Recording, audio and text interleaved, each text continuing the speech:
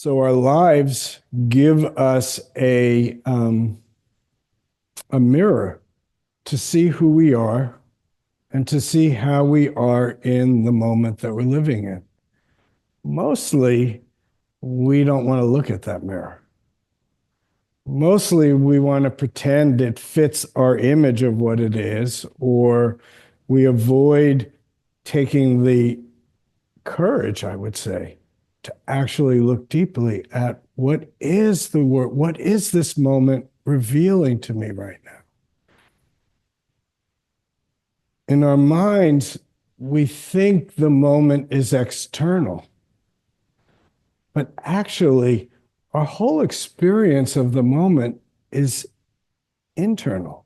We make the moment as we see it. You could even say, when Zen Master Seung Sahn said, red comes, red appears in the mirror, that's true, except actually red doesn't come from the object.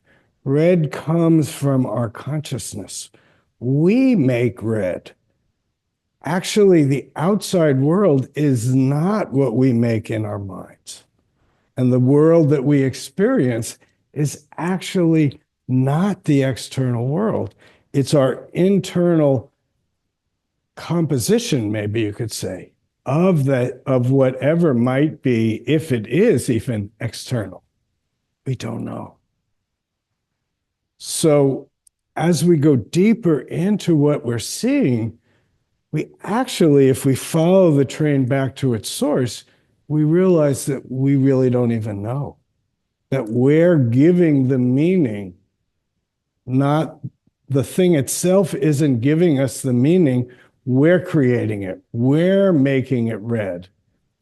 And sometimes I wonder, and maybe this is a silly thought, I'll admit that, but when we see something and maybe everybody in this room says it's red, but we don't really even know if we're seeing the same thing.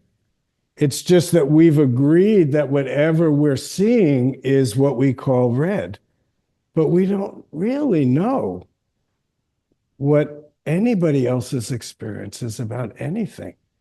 But we do have a shared language. So we've all agreed that this is red, or whatever color you might call my palm, but that doesn't mean each one of us is experiencing the same thing. So the reason I point back to this is to remember that at its core, our practice is about not knowing. At its core, we sometimes say it's before thinking. So this great round mirror that perceives this moment, it's actually before thinking, before name and form. My mind, your mind, everyone's mind creates name and form. That's why when we chanted in the Heart Sutra tonight, it said, no eyes, no ears, no nose, no tongue, no body, no mind. That doesn't mean this isn't a nose, but a nose is a concept. We give a name to something. What is it before concept? When you move into that realm, you're moving into the realm of Zen. And the beauty of it is as we let go more and more of the concept, we actually become alive in the moment itself, not our idea of the moment.